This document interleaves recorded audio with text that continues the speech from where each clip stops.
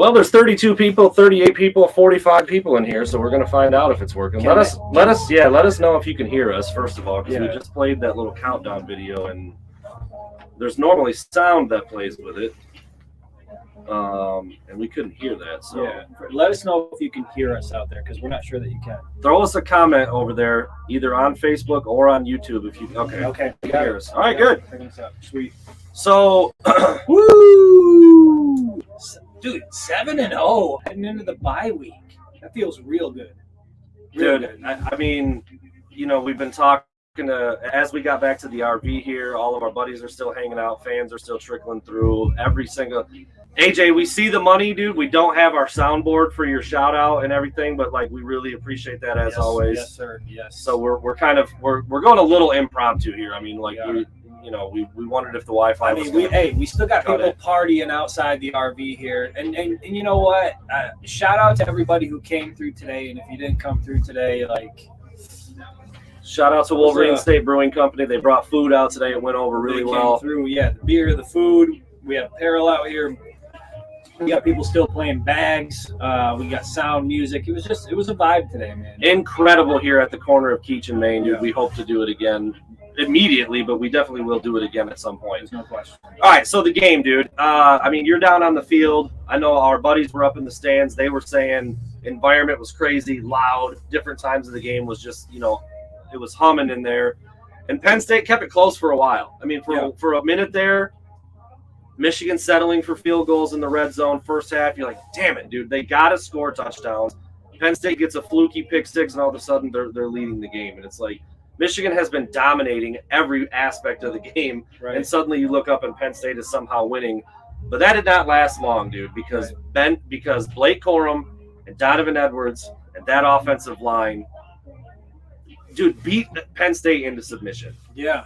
Well, and I saw somebody mentioned it in the comments. That kind of goes back to, I remember when we were talking about, I think one of the fans said, what scares you most about Penn State? And for me, it was Clifford's mobility and the fact that he could extend a drive. If it was 3rd and 4, he could scramble and he can turn it into a big play. And we saw some of that. Outside of Sean Clifford's big scramble and what was it, the pick six? They had 2 plays. Right. There were 2 plays that really kept Penn State in the game. And outside of that, they were completely overmatched. And look, I know that people want to say, well, you're going to hear the narrative already that, Penn State really wasn't as good maybe as people thought. Look, that was a good team that came into Ann Arbor today. And quite frankly, Michigan beat the shit out of them. And it's time we start giving this team their props and credit for what they're doing out there, because week in and week out, they're handling their business. It might not always look the way you want it to look, but at the end of the day, they get the W and they go into the bye week 7-0, and there's really not more you can ask for. I'll tell you what, there's Screenonk again with another quick 20-piece. Quick 20-piece. I do my 3 up, 3 down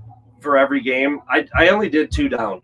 Okay. They just dominated the game. Yep. From start to finish, again, a fluky play on the pick six. You got to give credit to Clifford for the big run. It was a well-designed play, caught Michigan off guard. He scampered for 62. It ended up being a touchdown a play or 2 later. But that was all they got. Michigan's defense was dominant. I thought Jesse Minter dialed up some really timely, effective, tricky blitzes, man. They had guys getting home a lot.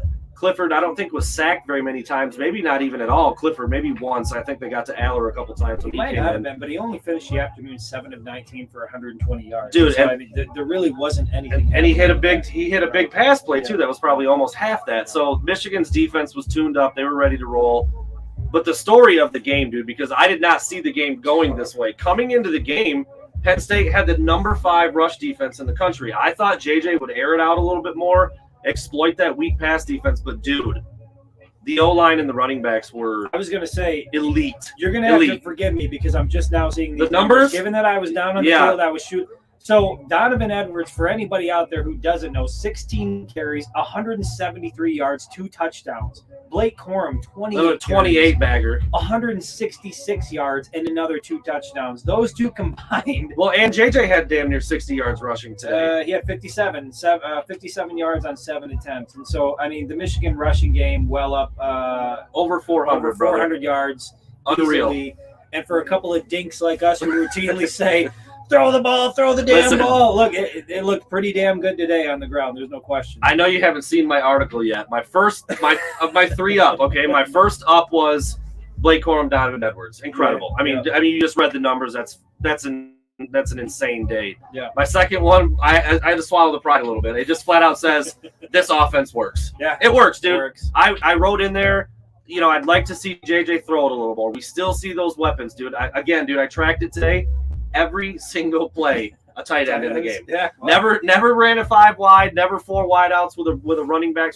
It doesn't matter. We're idiots. We're dinks. It is what it is. Run for 400, beat the shit out of Penn State, 7-0, cruising into the bye week, dude. You could not ask for a better day. I will say that, you know, I think part of it has been because we wanted to see some excitement against some of the lesser teams and something to get excited about. When you watch Michigan run all over Penn State, that was still exciting. It was, to dude. See how dominant they could be against a formidable opponent. And I don't listen.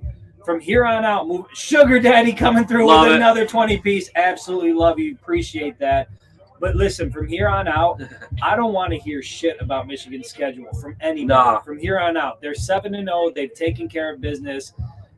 If you're still, you know, I can't imagine anybody's going to come out and all of a sudden disparage Penn State as not being a good team. I think when you're Michigan and you're a better team, you just make good teams look not so good sometimes, and that's the way it works. I think I said something like that in there too. Like at some point, Michigan just shows that they're better, they're deeper, their method works into the fourth quarter. I liked your metaphor where it's almost like Michigan is a sumo wrestler, they are, dude. And all they do is they just lean on you all game until you're like, you know what, we can't take the weight anymore. Lean. Yeah. You look up, oh, they're up 20. Yeah. Like it's week in, week out with that approach, man. And like we've talked about, I still think JJ McCarthy could throw for 40 touchdowns if they dialed it up that way. Yeah. But you could not ask for more than a 24-point win and running for 400 yards. And I will say it was a little more exciting today because Donovan Edwards had a 67-yarder and Blake Corum had a 61-yarder. We talked about it. It wasn't on the Friday show because we were out shenanigans on the Friday. Chris Fields once again coming through with a 10-piece. Appreciate you. He's got a question. Finish your thought. I'll read it after that. You were saying Donovan Edwards and Blake Corum. What we talked about, you know, like what's the issue with Donovan Edwards? Why aren't we seeing some of the explosiveness? And then today, on like the biggest game of the year, he just comes out and rushes for $173. $173. I mean, my goodness, like he's that dude. Yeah, he looked really, really good. They both ran extremely hard. So Chris Fields throws a question out here with us. Does this win and the way that it was won validate all the excitement and inadvertently dismiss all of the unfounded skepticism? How far does Michigan move in the rankings? How much does Penn State fall? The first part of that question, I would say resounding yes. There is no more. I mean, if there's still that, if you're still doing that, you're hating. Miserable. Yeah, you're hating, dude. They're 7-0 and they're winning by 3 touchdowns every week out. I mean, I know 10-10 against Indiana at the half, and there was, you know, a 2-point game here at the half, and then Penn State took the lead. But you know what that also speaks to? Resiliency, all that stuff. And I know it was a little bit different when Don Brown was in town, but it was like, why can't Michigan make adjustments? Why can't they make meaningful adjustments in the second half? And this team just – look, if you don't like the way it looks in the first half, when they come out in the second half, they've got it figured out, and you've got to sort of just trust the process. And I'm at a point right now with this coaching staff where, you know, from Sharon Moore to Matt Weiss to Jesse Minter, Jim Harbaugh, I trust this staff in the big game moments. And they made some mistakes today, and that's going to happen moving forward. But at the end of the day, it's about how do you respond and how resilient are you. And this Michigan team, they respond well, and they are extremely resilient.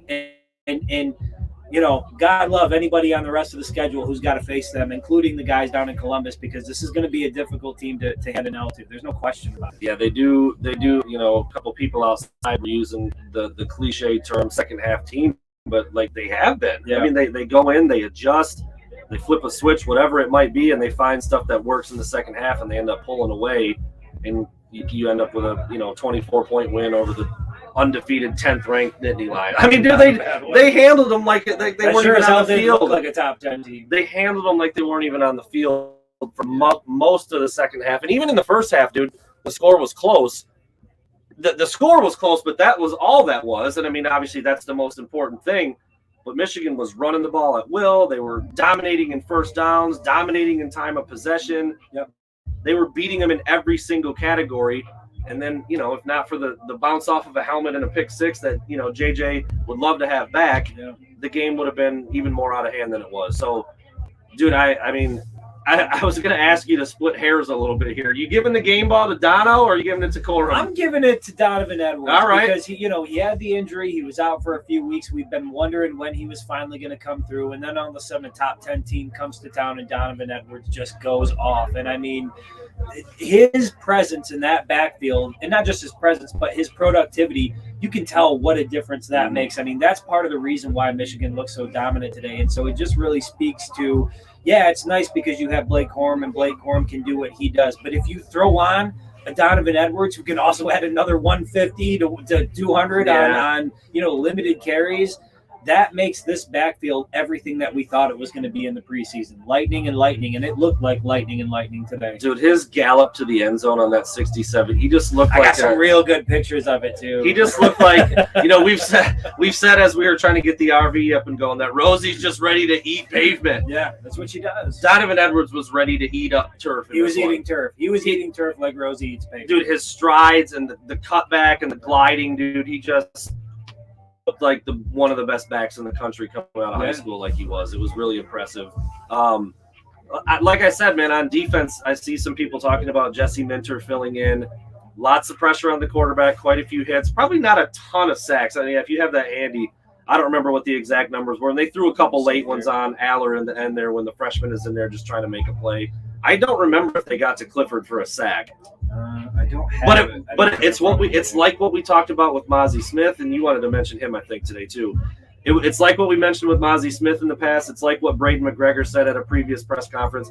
It's not about just getting sack numbers. If this team actually is, though, they have more this year than the team did last year. How much does Mozzie Smith weigh? He's listed at like 338, I think. Listen, he might be 350. I saw him move from sideline to sideline to go make a tackle and chase down. I don't know if it was a running back or a wide receiver, but I cannot believe big fella can move. It's incredible that a man that size can move. And so, yeah, to Brandon's point, we talked about this with Mozzie Smith. You're not going to see a lot of what he does on the stat sheet. Now, obviously, you'd like to see the numbers be up, but at the end of the day, man, he just makes an impact when he's on the field. You have to account for him, and you've got to try to run around him. You're sure as hell not going to run at him. And then the fact that if you try to go to the perimeter, he's got the speed to get out there and get you too. I was extremely impressed with him today. Yeah, he had a couple plays where he really pressed the pocket, got his hands all over Sean Clifford on one and fell. I don't even – dude – we've seen Mozzie Smith up so close before. I don't know how any human being gets away from him. So props to Sean Clifford because he did at least once. Yeah. And you could see Mozzie just because D tackles don't get that opportunity that much, and he wanted it so badly. But it's still, like I said, it's effective.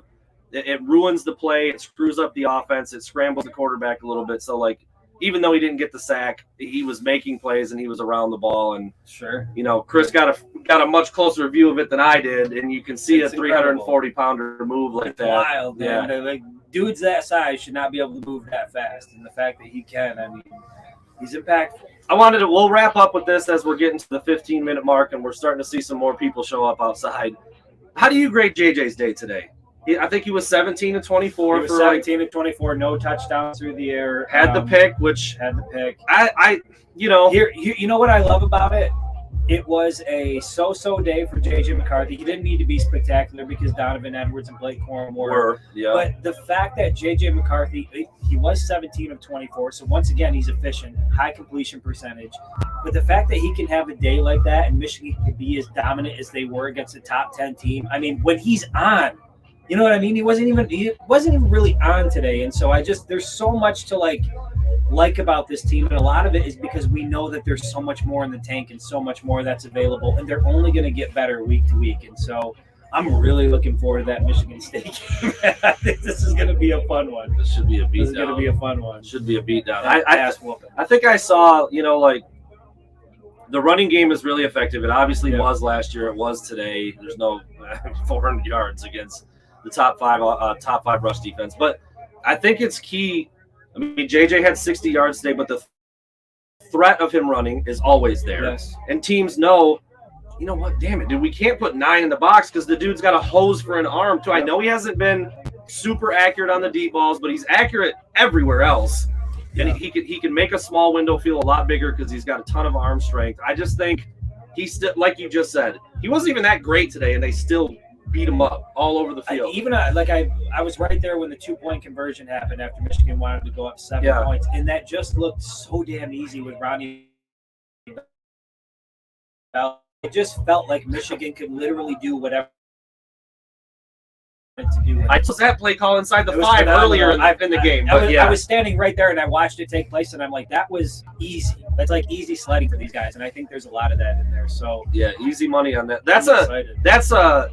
I'm sure it's been run all over the country in college too, but that is an NFL inside the 1 or 2 yard line play all day. That's Devontae Adams. That's DeAndre Hopkins. That's the best. That's I can't even think of the dude's name. Justin Jefferson. They run plays just like that, where you bring the guy in motion. So he's already running. You throw it to him. He carries his momentum right into the end zone. Super easy play for Ronnie Bell. Yeah.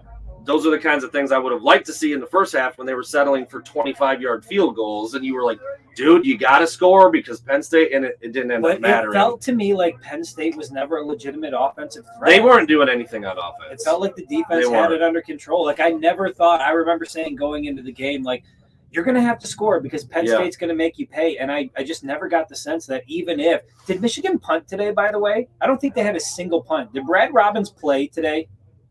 Dude, he might not have punted. I don't think Michigan. Now, maybe the fans out there, if you watch it at home, tell us if we're wrong. But I don't believe I saw Brad Robbins take the field once today. Can anybody confirm that? Confirm or deny? I'm choking on alcohol. Can anybody confirm that in the comments section? No punts from Fletch Lives Daily. Sexton. Dude, I need the button. Sexton? I don't have the button. Sexton Victor Brown? I don't have 0 punts for the curly mustache today. I mean, come on. If you had told me going into this game that Brad Robbins wasn't going to punt it one time. Final comment, dude. How about Jake Moody lighting up the kick returner, dude, on the bobble? Yeah. You notice that sometimes when a return man like bobbles something, it kind of throws everybody off of their rush lanes, and that's what happened. He broke out a little bit. Sledgehammer lit dude. The sledgehammer has new meaning now. Lit his ass up, dude. Lit his ass up. That was Penn State's star freshman running back Nick Singleton, who was bottled all day, and he's going to go home watching that highlight of him getting laid out by number 13, man. Everybody was involved, man. 4 field goals for Moody, that big hit. Corum, Edwards, JJ was good enough. I mean, he's not going to blow anybody away with that stat line, but the defense, basically shutting him out in the second half. 7-0. A total team win, man. Yeah, man. A total team win. And I think those are the most dangerous teams when you've got weapons sort of everywhere and you can win a bunch of different ways. And I think Michigan is proving that. And I think the bye week is coming at a good time, and they'll get to sort of rest and rehab and get ready for Michigan State. And then that probably won't be very pretty here. If Michigan continues to play the way that they've played the first 7 weeks, I just don't see any way that it's not over by halftime. Do you wish they were playing it next week? I want it to be next week, damn it. I want them to carry this momentum. And you know what? I want to talk to a couple of the guys about that, a couple of the players about it, because I am curious. Like, are you happy that a bye week's coming at this time, or would you rather just go next week? My gut feeling says they'd rather suit up and play this thing the upcoming week. Because all things considered, Michigan's pretty healthy right now. Yeah. You always hear that, like, bye week's coming, get rested, get healthy. I mean, I know Eric All is out. I know a couple of the linemen. Those aren't going to change over the bye right, week. Cade have, some of the linemen have been dinged, but they feel pretty healthy right now. Roman Wilson was back today. He didn't do a whole lot, but they feel like they should just keep it rolling. Yes. I think a lot of them would agree with you and say we wish we were playing them right now. But we need the bye week. You and me. Yeah, I'm looking very forward to it. I'm heading down south, man. I'm gonna take the sticks down there, get out on a couple dinks on links out there. Some dinks on links. We're gonna get after it. So thanks everybody for tuning in. If you were out here today, man, shout out to you for showing up. Yeah. Find us again, whether it's here, whether it's at another place. We gotta figure that out. But this place was unmatched in terms of visibility, traffic, the layout. Listen, hey, can I just say, I don't know if people know this, but Braylon Edwards was on the command center today playing fans in Mortal Kombat. So again, if you weren't here, like, what are you doing? What are you doing with your day? Like, what could you possibly be doing that would be better than that? So yeah, it was he showed up like one of the homies, man. He was one of the crew, man. It was so cool. Incredible. Of course, our friends, like, dude, Braylon Edwards he just came over. He's just hanging out. Yeah, we got it like that. That's right. We got it like that. But again, appreciate everybody for tuning in. We will be back on. bye week schedule for us, maybe too. We'll talk about that. Yeah, well, listen, we can't go no show. Yeah, no You show. know what I mean, Mondays are usually a big show. We'll have something through the week for sure. We'll We can't shut down Fanland Wednesdays either. We can't shut. Yeah, see, there's no show that we can take off the table. You guys will see us again. We'll probably be back on Monday at 7. Thanks for tuning in, everybody. Thank you.